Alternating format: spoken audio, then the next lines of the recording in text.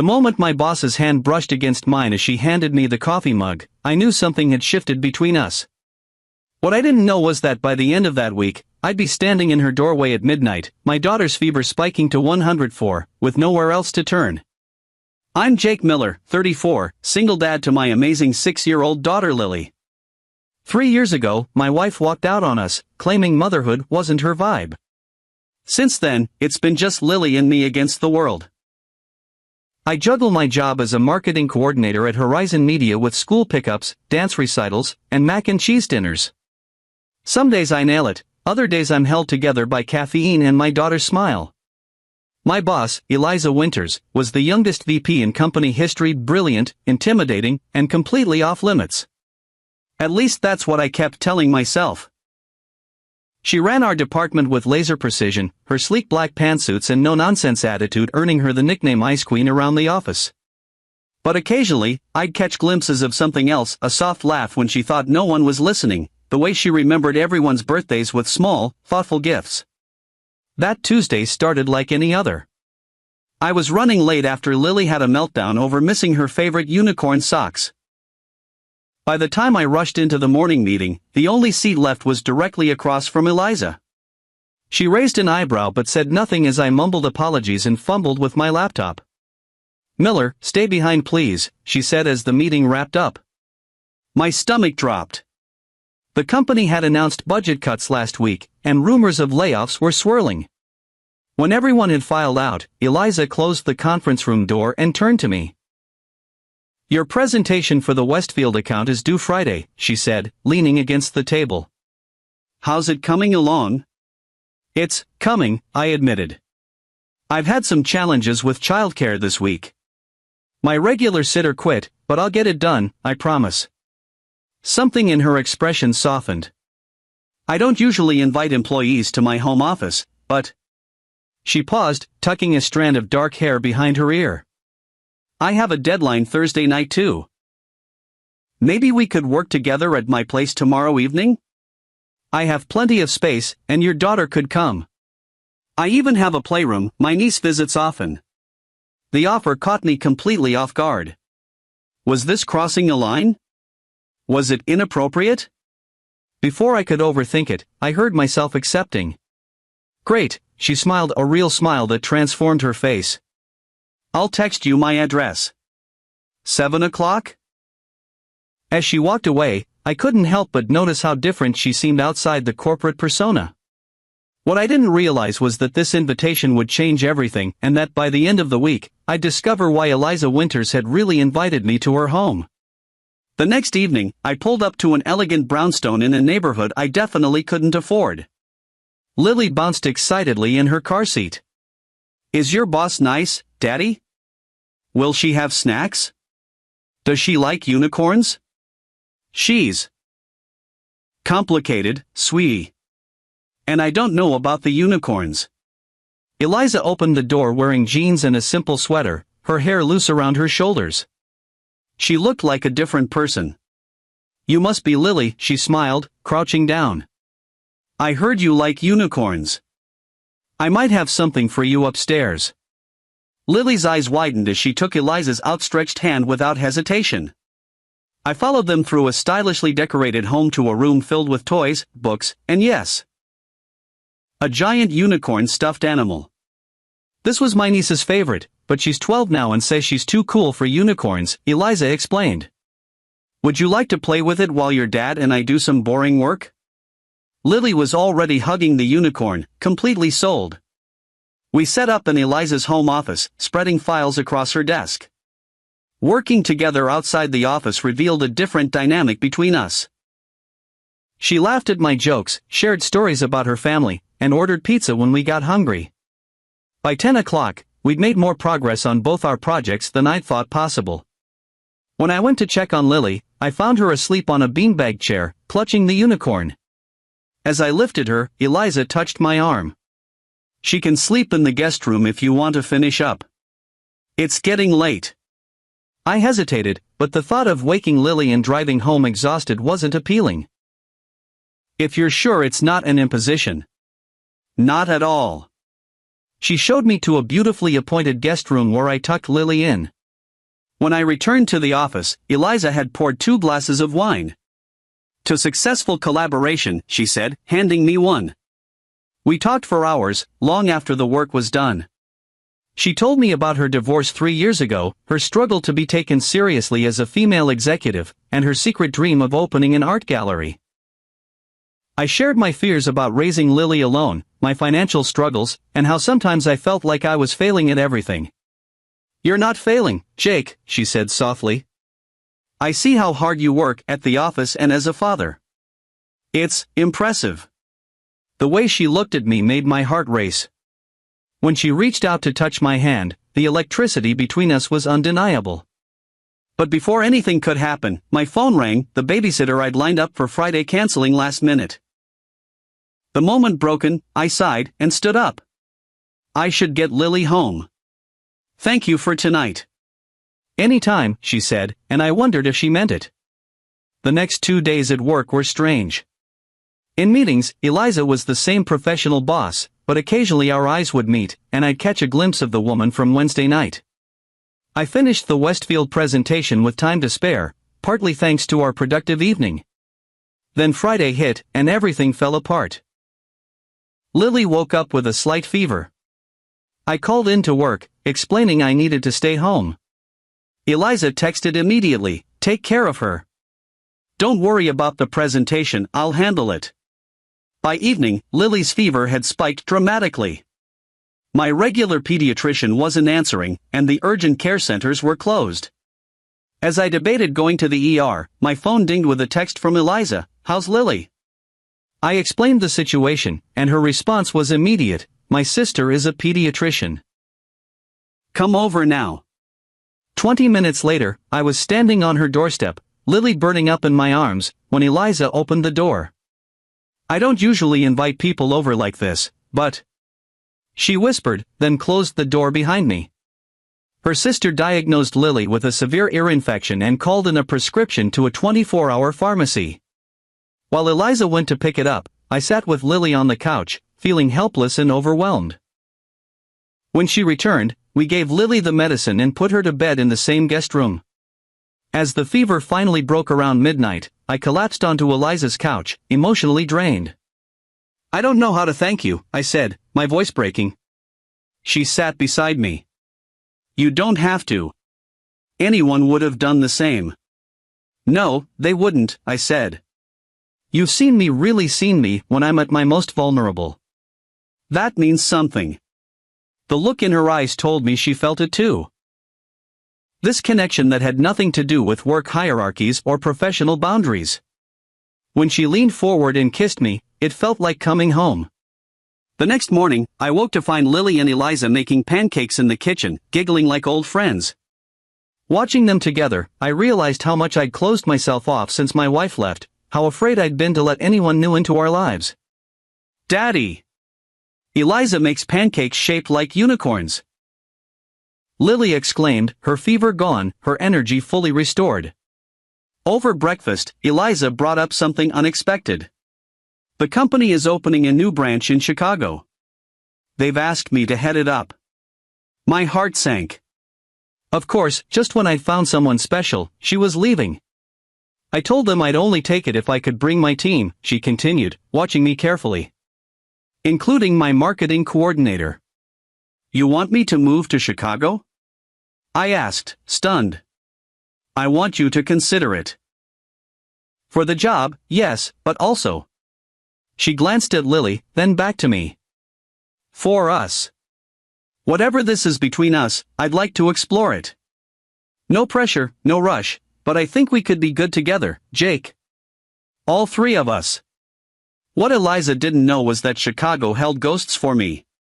It was where I'd met my ex-wife, where we'd built our first home together, where all those dreams had shattered. The thought of returning made my chest tighten. "I need some time," I said finally. "It's not just about me." Eliza nodded, understanding immediately. "Of course. Take all the time you need." That afternoon, as Lily napped on Eliza's couch, still recovering from her infection, Eliza showed me her art collection. Each piece had a story, some she'd discovered in tiny galleries during business trips, others from local artists she supported. "This one," she said, stopping before a vibrant abstract canvas, "I found in a street fair in Chicago 5 years ago." The artist was a single mother of 3 who painted at night after her kids were asleep. She told me that sometimes the only way forward is through the chaos. She turned to me. "That's what I see in you, Jake. Someone who keeps moving forward, no matter what." Later that evening, after Lily woke up feeling much better, Eliza suggested we take a walk to the neighborhood park. As Lily raced toward the swings, Eliza and I sat on a bench nearby. "Can I ask what happened? With Lily's mom?" she asked quietly. I'd told the story so many times that I had a polished version, brief, unemotional, factual. But with Eliza, something made me dig deeper. Her name was Vanessa. We met in college, married young. Everything was perfect until Lily came along. Then suddenly, it was like living with a stranger. She'd stare at Lily with this blank expression. The doctors called it postpartum depression, but it never got better. One day, I came home from work early and found Lily crying in her crib, hungry, diaper soaked. Vanessa was just sitting on the couch, staring at the wall. I paused, watching Lily pump her legs on the swing, her face pure joy. She left a month later. Said she wasn't cut out for motherhood, that she felt nothing when she looked at Lily. The divorce was quick. She signed away all parental rights, moved to California, and last I heard, she was working for a tech startup. She sends Lily a birthday card each year. That's it. Eliza's hand found mine on the bench between us. "I'm so sorry." The hardest part wasn't losing Vanessa, I admitted. It was watching Lily grow up wondering why her mother didn't want her. Every Mother's Day at school, every time she sees her friends with their moms. I see the question in her eyes, and I have no good answer. "You've given her so much love," Eliza said. "That counts for everything." "Does it?" I looked at her directly. "Because sometimes I wonder if I'm enough." "Jake," she said firmly, "you're more than enough. Look at her, she's happy, secure, loved. You did that." As we walked back to her house, Lily skipping between us, occasionally grabbing both our hands to swing, I felt something shift inside me. Maybe Chicago wouldn't be about revisiting old wounds. Maybe it could be about creating something new. That night, after putting Lily to bed, Eliza and I sat on her balcony under the stars. She'd made hot chocolate, the real kind, she insisted, with actual melted chocolate, not that powdered stuff. "Tell me about your ex-husband," I said, curious about the man who'd let someone like her go. She laughed softly. "David. Brilliant architect, terrible partner. We were the power couple, at least on paper. Both ambitious, both climbing our respective ladders. We had this beautiful life that looked perfect from the outside, but inside our home, we were like ships passing in the night." She wrapped her hands around her mug. "The breaking point came when I miscarried at 4 months. I was devastated, but David, he just went back to work the next day. Said there was nothing to be done, that we could try again when my career settled down. As if my grief was an inconvenience to our schedule."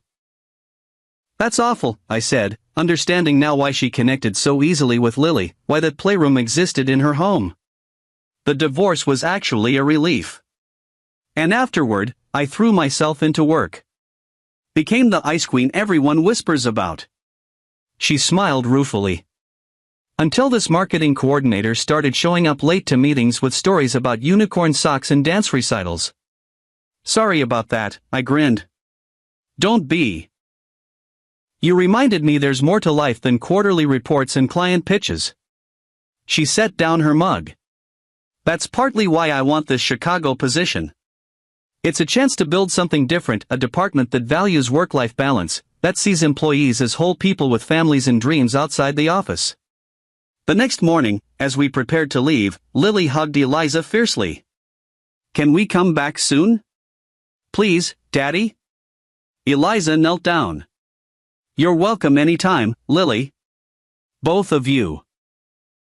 On the drive home, I couldn't stop thinking about Chicago, about new beginnings, about the way Eliza looked at me like she saw something valuable. The following week was a whirlwind. The Westfield presentation was a success, largely thanks to Eliza's confidence in me. She gave me full credit in front of the executive team, mentioning how I'd worked through personal challenges to deliver exceptional work. Coming from the Ice Queen, this praise carried significant weight. After the meeting, the CEO himself stopped me in the hallway. "Miller, right? Eliza speaks highly of you. Says you're essential to the Chicago expansion." "I haven't decided about Chicago yet, sir." He looked surprised. "Well, don't wait too long. Opportunities like this don't come around often."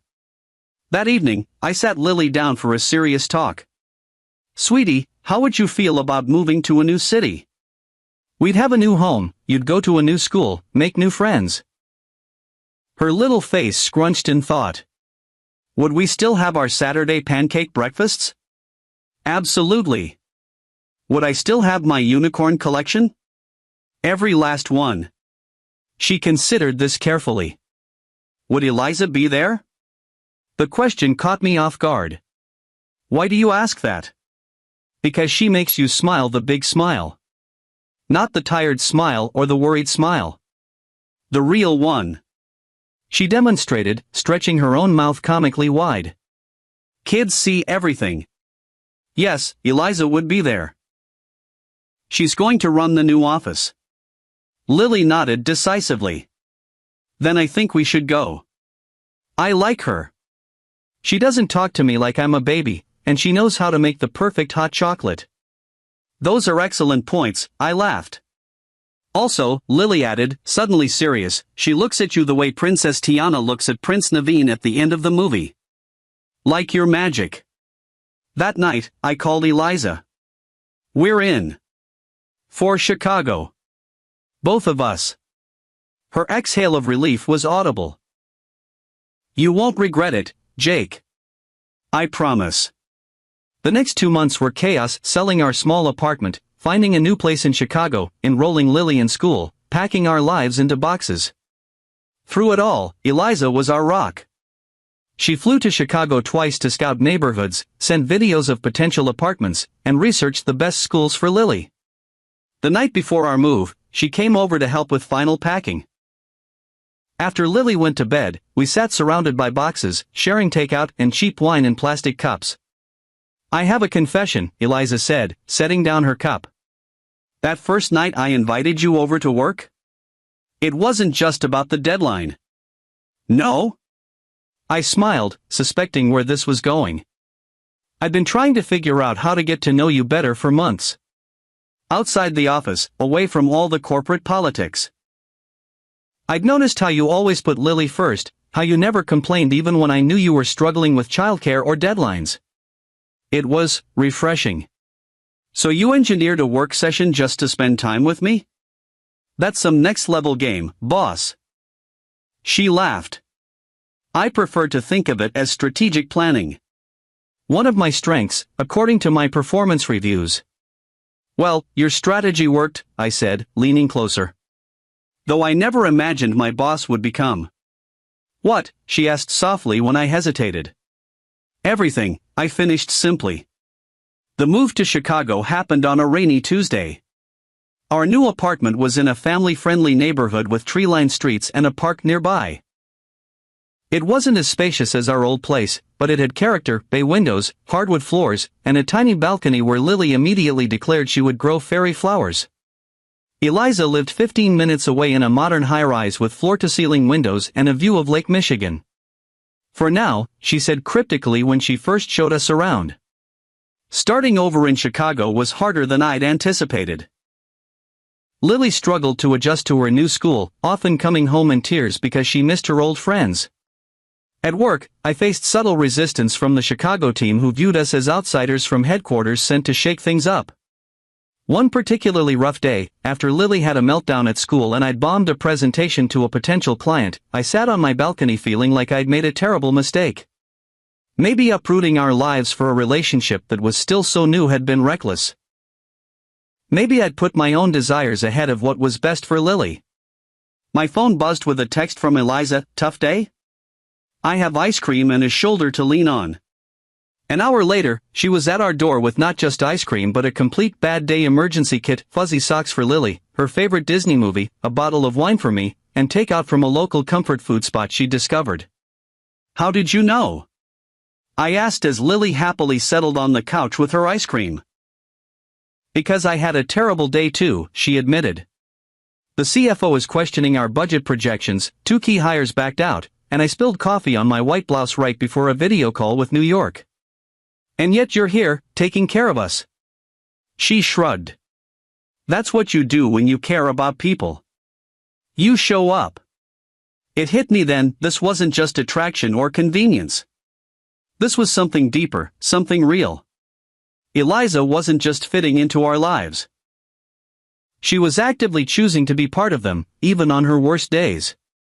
As weeks turned into months, we fell into a comfortable rhythm. Taco Tuesdays at my place, weekend brunches at her apartment, movie nights with Lily, who now insisted on calling Eliza Liza because it sounded more like family. The first time Lily called Eliza for help with homework when I was stuck in traffic, I felt a mix of emotions. Relief that she had someone else to turn to, a twinge of insecurity that I wasn't enough, and overwhelming gratitude that this amazing woman had entered our lives. She asked me to explain fractions, Eliza told me later, beaming with pride. I used pizza slices as examples. Very educational dinner choice, if I do say so myself. 4 months after our move, Eliza invited us to spend a weekend at her family's lake house in Michigan. It was there that I met her parents, her sister, the pediatrician who'd helped Lily, and various cousins, nieces, and nephews. Fair warning, she'd said on the drive up. They're loud, opinionated, and they'll ask inappropriate questions about our relationship. She wasn't wrong. Within an hour of arrival, her mother had cornered me in the kitchen. So, Jake, what are your intentions with my daughter? Before I could stammer out a response, Lily appeared. We're gonna be a family, she announced confidently. But Daddy's being slow about it. Eliza's mother roared with laughter while I turned crimson. Out of the mouths of babes, she winked at me. That night, after Lily had been thoroughly spoiled by Eliza's family and finally fallen asleep, Eliza and I walked along the moonlit shore of the lake. I'm sorry about my family, she said. They have no boundaries. I love them, I said honestly. They remind me of what family should be. Messy, loving, present. She stopped walking, turning to face me. And what about us? What kind of family are we building? It was the question that had been hovering between us for months. The kind I never thought I'd have again, I answered. The kind where love isn't conditional or convenient. Where showing up for each other isn't an obligation but a choice we make every day. Even when I'm being the ice queen, she asked with a small smile. Especially then, I laughed, pulling her close. Because I know it's just your armor. And you don't need it with us.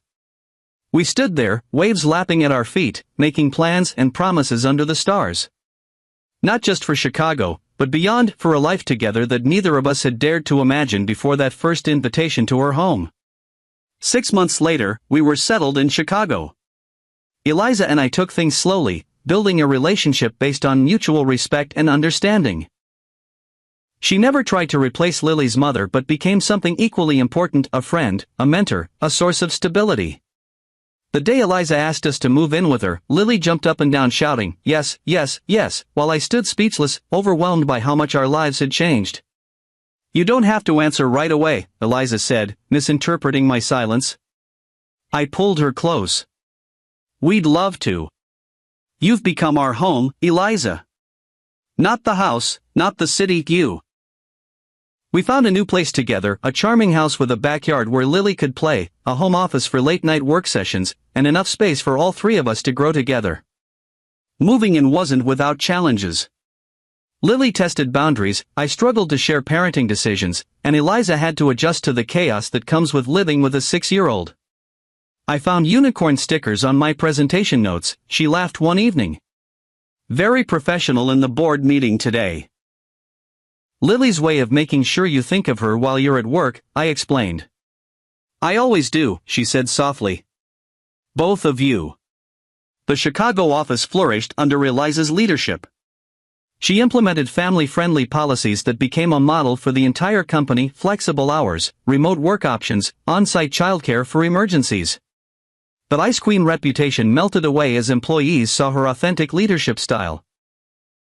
I thrived too, taking on more responsibility and eventually being promoted to creative director. Having a partner who understood both my professional ambitions and my commitment to fatherhood made all the difference.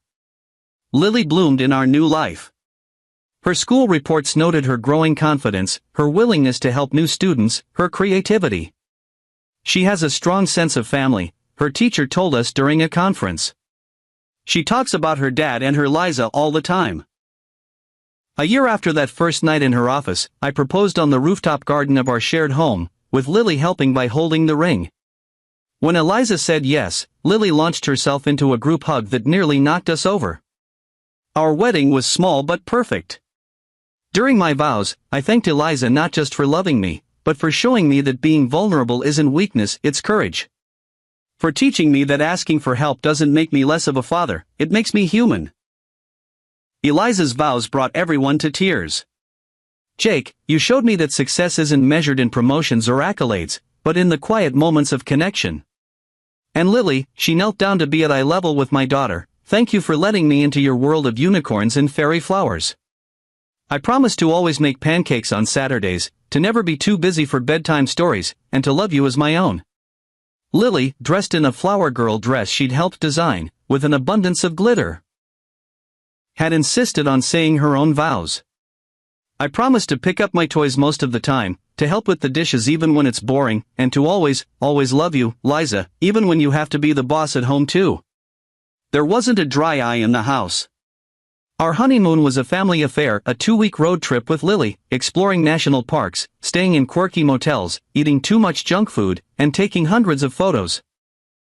It wasn't the romantic getaway most newlyweds dream of, but it was perfectly us. On our last night, as Lily slept in the adjoining room of our cabin near the Grand Canyon, Eliza turned to me with tears in her eyes. I never thought I'd have this, she whispered. After the miscarriage, after the divorce. I convinced myself that career was enough, that I wasn't meant for motherhood or partnership. And now? I asked, brushing away a tear from her cheek. Now I can't imagine any other life. You and Lily, you're everything I never knew I needed. Back in Chicago, we settled into married life with its beautiful ordinary moments: Sunday morning pancakes, homework battles, date nights when my parents visited to watch Lily, work triumphs and failures that we weathered together. On Lily's 7th birthday, we received an unexpected package from California. Inside was a silver bracelet with a unicorn charm and a note: "Happy birthday, Lily. Your mother, Vanessa." It was more than she'd ever sent before. Lily stared at it, confused and curious. Does this mean she wants to see me? Eliza and I exchanged glances, having discussed this possibility many times. Would you like that? I asked carefully. Lily thought for a moment. Maybe someday. But not for my birthday. Birthdays are for people who are here. She put the bracelet in her jewelry box and ran off to help Eliza with the birthday cupcakes, the moment already forgotten in the excitement of the day. Later that night, I found Eliza sitting on our back porch, looking pensive. You okay? I asked, joining her. Just thinking about Vanessa. About choices. About how some people walk away from the most precious gifts. She looked up at me. I'll never understand how she could leave Lily. Or you. Her leaving led us to you, I said simply. Sometimes the worst moments of our lives open doors to the best ones. 2 years into our marriage, Eliza was offered a position as CEO of a major marketing firm in New York. It was the opportunity of a lifetime, the kind of role she'd been working toward her entire career. I'm turning it down, she told me over dinner after Lily had gone to bed. What? Why? Eliza, this is your dream job. She reached for my hand. Dreams change. My dream now is this: our family, the life we've built. I don't want to uproot Lily again, to take you away from the team you've built here, to disrupt what works so well for all of us. We could make it work in New York, I insisted. We did it once, we could do it again. She smiled. I know we could. That's not the point. The point is I don't want to. For the first time in my life, my career isn't the most important thing to me. You and Lily are. Instead, she accepted a position on the board of a local arts foundation, finally pursuing her passion for supporting emerging artists. She still consulted for major brands, still commanded respect in the industry, but on her own terms, with boundaries that protected our family time. Today, our family doesn't look like what I imagined when I was younger, but it's more beautiful than anything I could have dreamed. Eliza and Lily have a special bond that grows stronger every day. And me? I've learned that sometimes the most unexpected invitations lead to exactly where you're meant to be. If you're watching this and struggling as a single parent, or feeling like you have to do everything alone, you don't. Your perfect support system might come from somewhere unexpected. Stay open to possibilities, even when they seem risky or unconventional. If this story touched your heart, please hit that like button and subscribe to see more stories that remind us all that love finds a way, even when we least expect it. I'd love to know where you're watching from. Drop your country in the comments below.